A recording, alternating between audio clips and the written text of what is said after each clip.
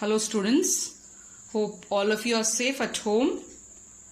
I request you to learn thoroughly from the past two videos which I have uploaded. Only then you can understand this concept clearly. This concept is slightly complicated but not that complicated if you learn the previous two videos thoroughly. Let us learn about the function of the heart. In the last two videos, we have learned about the structure of the heart. In this video, let us learn about the circulation of blood in the heart followed by the production of heartbeat in our heart. Heart is a muscular organ made up of cardiac muscles. Like any other muscle, the cardiac muscles undergo contraction followed by relaxation. Let us take an example of two muscles which are found in our upper arm. When you look at our arm has two parts. The lower arm followed by upper arm. So in the upper arm we have a bone known as a humerus, and on either side of a humerus we find two muscles known as a biceps followed by triceps. When the biceps undergo contraction, the triceps are in relaxed state. In the same way, when the triceps undergo contraction, biceps undergo relaxation, which help us in moving our lower arm towards the upper arm or away from the upper arm. For an example, when we fold or when we take the lower arm towards the upper arm, biceps undergo contraction. At the same time, triceps undergo relaxation. On the other hand, when we take away the lower arm away from the upper arm, in that condition, the biceps undergo relaxation. At the same time, the triceps undergo contraction. So let us study about the circulation of blood in the heart, which also involves the contraction of auricles followed by relaxation of ventricles, or contraction of ventricles followed by relaxation of auricles. To begin with, first, the auricles, which are the upper chambers of the heart, are in the relaxed state. So when they are in the relaxed state, they receive the blood from respective veins. So thus, the right auricle and left auricle get filled with the blood. So once they are filled with the blood, they undergo contraction. You can see here in the flow chart, the first part of circulation of blood is, it starts with the auricles undergoing contraction. So when the auricles are undergoing contraction, in this duration, we find the ventricles are empty and they are in the relaxed state, similar to biceps and triceps. When the biceps are undergoing contraction, triceps are in the relaxed state. In the same way, when the auricles are undergoing contraction, at the same time, the ventricles are empty and they are relaxing. So, blood from the auricles enters into the ventricles. So, in the second video, we have learned that there are valves which allow the movement of blood.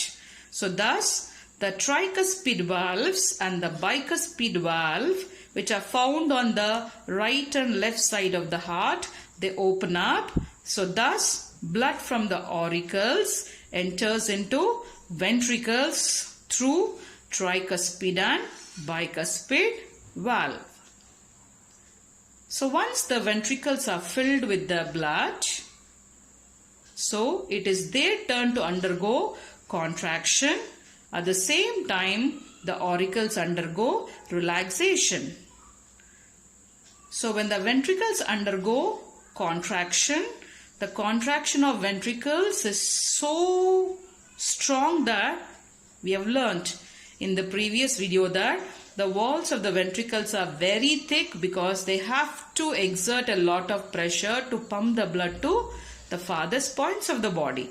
So thus, when the ventricles are undergoing the contraction, there is a great pressure, and because of that great pressure, blood from the ventricles tends to flow back into the auricles. But it should not happen. So, in order to prevent that, we find this tricuspid and bicuspid valves. So, what is their role during when the ventricles are undergoing contraction? So, when the ventricles are undergoing contraction, the tricuspid and bicuspid valves get tightened up. What is the meaning of tightened up? The valves which are far away from each other in the earlier case, now they come very close to each other. They get tightened up and slowly they get puffed up. They are pushed up. How they are pushed up? They are pushed up with the help of the cardae tendineae. So thus, the cardae tendineae plays its very important role to tighten the flaps of tricuspid and bicuspid valves and holds those flaps in position. So what is the meaning of puffed up? So this puffing up can be compared to a parachute. So when you look at the parachute which is flying in the air, a parachute comprises an umbrella-like structure on the top, followed by it has the cords which holds this umbrella in position. So you can compare the tricuspid and bicuspid flaps to the umbrella-like structure of the parachute. What do we call it as a canopy? Okay, so thus if you observe, when the parachute is flying in the air, the canopy gets filled with the air which makes it to fly in the air. In the same way, the flaps of tricuspid and bicuspid valves get puffed up similar to the canopy, and the cardae tendineae can be compared to the cords of the parachute. So thus, the cardae tendineae plays its very important role. So what are the functions of cardae tendineae? Cardae tendineae holds the flaps of tricuspid and bicuspid valves in position, and it does not allow the overturning of these flaps. If you remember, I told you these flaps are very thin leaf-like structures. So the ventricles are undergoing contraction. There are chances for this thin leaf-like structure to overturn into auricles. So this overturning of flaps into auricles is prevented by cardae tendineae. So thus, the cardae tendineae has two functions. It holds the flaps in position and prevents the flaps from overturning into auricles when the ventricles are undergoing contraction. So, when the tricuspid and bicuspid valves are closed, so blood from the ventricles cannot flow back into auricles. The only way is to they enter into the pulmonary artery from right ventricle and into aorta from left ventricle. Now, at the base of pulmonary artery, there is a pulmonary semilunar valve. At the base of aorta, there is a aortic semilunar valve, which are the pocket-shaped valves, what we have learnt in the earlier video. So, the pressure of the blood is so much in the ventricle is that they have to enter in, it has to enter into the pulmonary artery and aorta. So, in that condition, the pocket-shaped valves. So, when you look at these pocket-shaped valves, when you look at the pulmonary artery or aorta from the base, they are in close contact with each other in this way.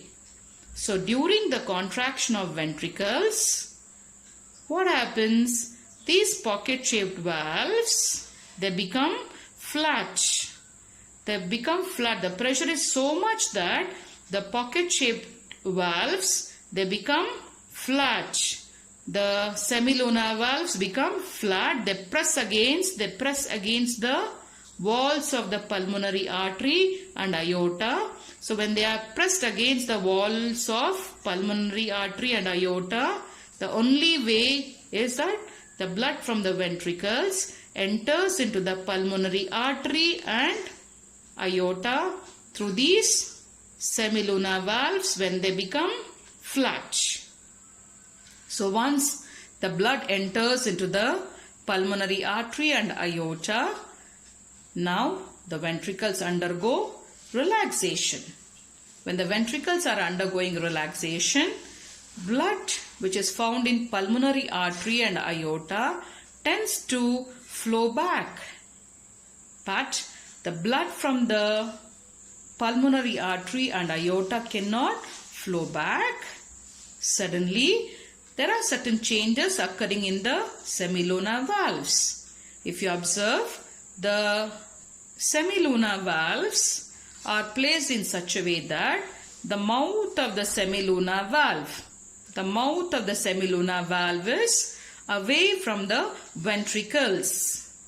So if you observe this condition and just look at the other condition, in this condition, if this is the mouth, in this condition the mouth is towards the ventricles.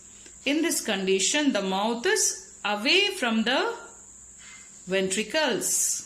So this is the way the semilunar valves are placed at the base of pulmonary artery and aorta.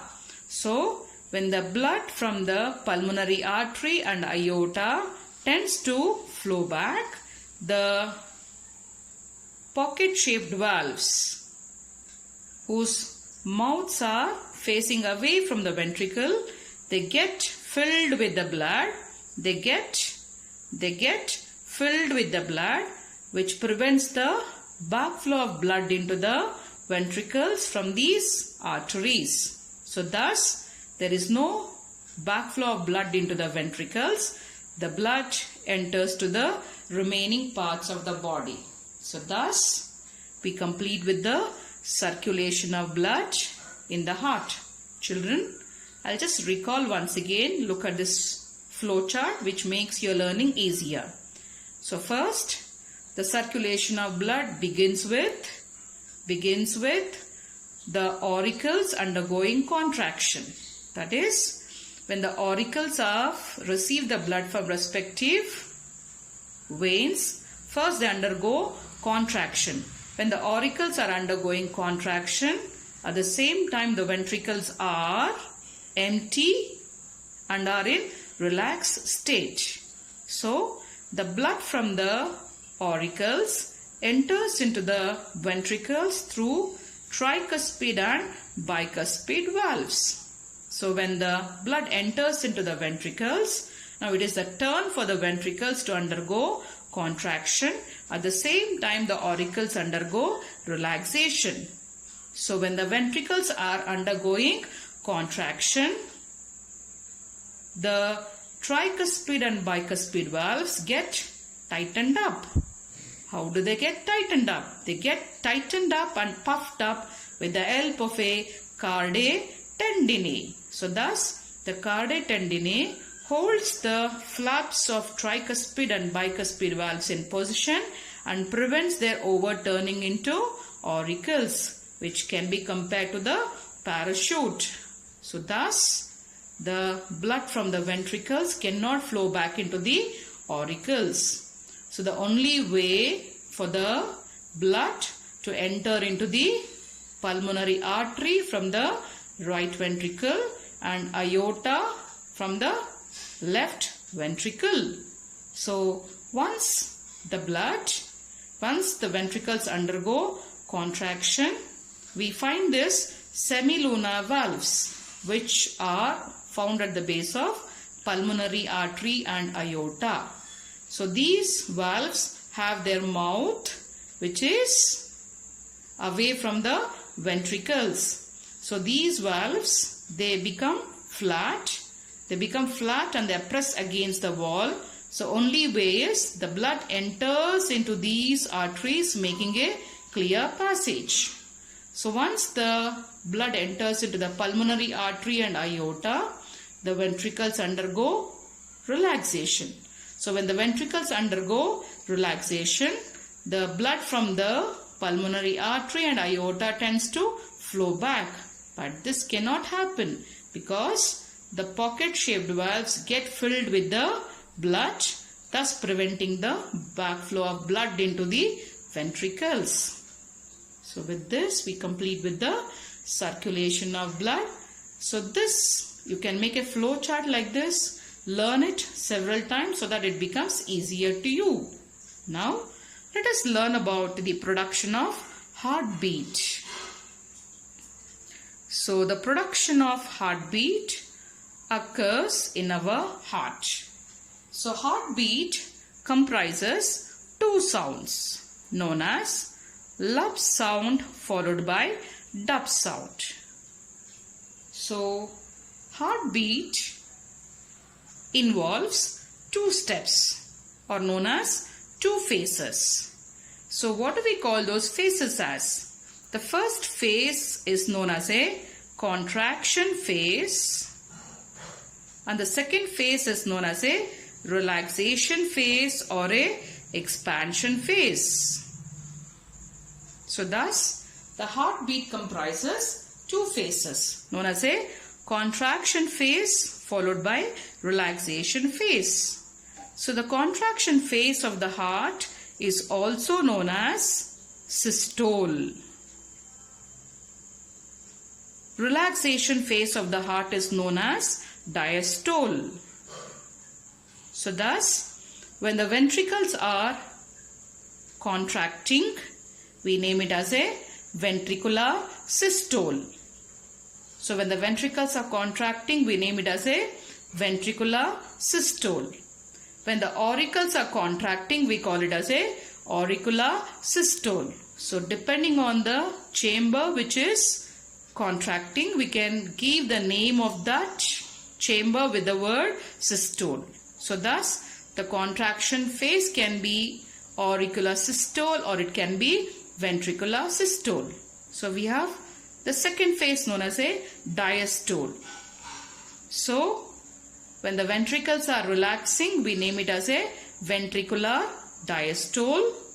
When the auricles are relaxing, we call it as a auricular diastole. So thus our heartbeat comprises two steps known as a systolic phase followed by diastolic phase. Right? Now, so the heartbeat takes a duration of 0.85 seconds, and within this duration we have the production of lub and dub sound with all the other changes occurring in the heart. So this full beat of the human heart takes about 0.85 seconds. So to begin with, first we have the auricles undergoing systole. So the auricles undergo systole for about 0.15 seconds. Right? So we have learnt in the circulation of blood, the first one is auricles undergo contraction. So the auricles undergo contraction. So what do we call it as auricular systole, which occurs for about 0.15 seconds. So followed by, then we have a ventricular systole. So ventricles take around 0.30 seconds. So thus if you compare the duration of auricular systole with ventricular systole, you can observe that ventricles, when they are undergoing contraction, they take a longer time compared to the auricles because they have to pump the blood to the farthest points in the body. right? So when the ventricles undergo systole, after that they undergo relaxation. When they undergo relaxation, at the same time the auricles are also undergoing relaxation. So for a short period of a time, for about 0.40 seconds, ventricles along with the auricles undergo relaxation, or you can say they undergo diastole. So since all the 4 chambers are undergoing diastole at the same time for about 0.40 seconds, we call that as a joint diastole. So joint diastole occurs for about 0.40 seconds.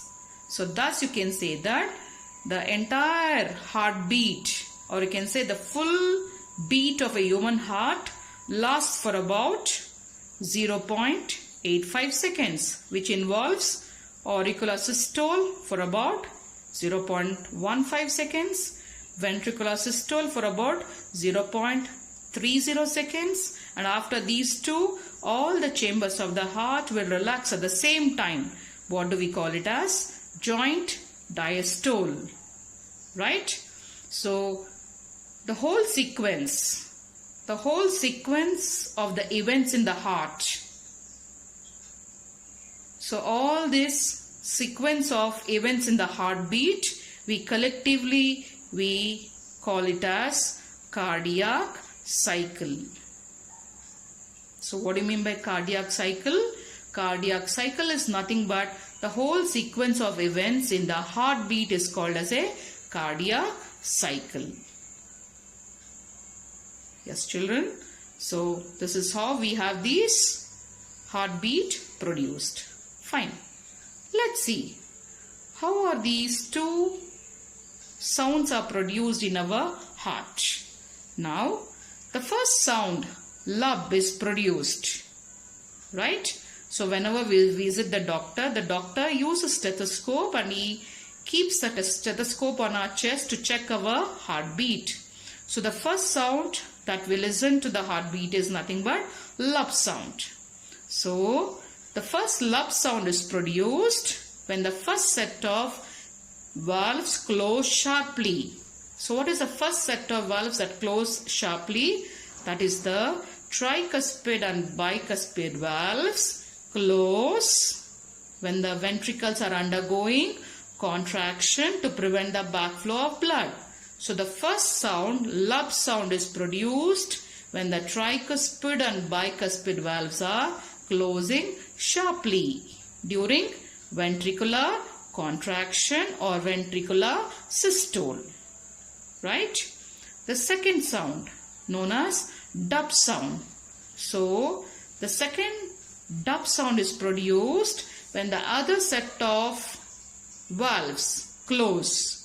So I know, children, remember the other set of valves are semilunar valves. So the dub sound is produced when the pulmonary semilunar valves and aortic semilunar valves close when the ventricles are undergoing diastole. So thus you can say that the two heartbeat are produced when the valves of the heart are closing. So the first lub sound is produced when the tricuspid and bicuspid valves are closed. And when do they close? That is during ventricular systole. And the second sound known as a dub sound is produced when the pulmonary semilunar valve and aortic semilunar valve, which are found at the base of pulmonary artery and aorta, close when the ventricles are undergoing diastole. So thus there is a production of two heart sounds known as a lub and dub sounds. Children, if you look at these two diagrams which represents the phases of the heart. So this is a commonly asked diagram in the board examination. Okay, and based on this diagram, a number of questions can be asked. Yes, children. If you look at the diagram, the first diagram, it represents one of the face. Can you guess what is the face of the heart? If you observe carefully, what is the face of the heart? In this diagram, you can see that auricles are undergoing contraction, followed by ventricles are undergoing relaxation. So, they can ask you the first question, name the face of the heart. So, what you are going to answer? You can answer in any one way. The first one, auricles are undergoing contraction, or ventricles are undergoing relaxation, or auricular systole or ventricular diastole. So the second question, usually they'll ask you, how do you identify it is a auricular systole or a ventricular diastole? So if you carefully observe the diagram, we have to observe the valves. So if you observe, the tricuspid and bicuspid valves are opened, and the pulmonary and aortic semilunar valves are closed, which is a clear indication that the auricles are undergoing systole, due to which blood is entering through these cuspid valves. Right? Okay. So this is one of the phase, and if you observe in this phase, can you guess what is the heartbeat or a heart sound produced? In this diagram, the semilunar valves are closed. So it is a clear indication that the dub sound is produced in this phase. That is during auricular systole, the dub sound is produced. In the same way, if you look at the second diagram, it also represents one more phase, which is just the opposite to that of the first phase. If you observe this diagram, in this diagram, you can say that it is auricular diastole, or auricles are relaxing, followed by ventricles are contracting, or you can say ventricular systole. So what is the phase of the heart?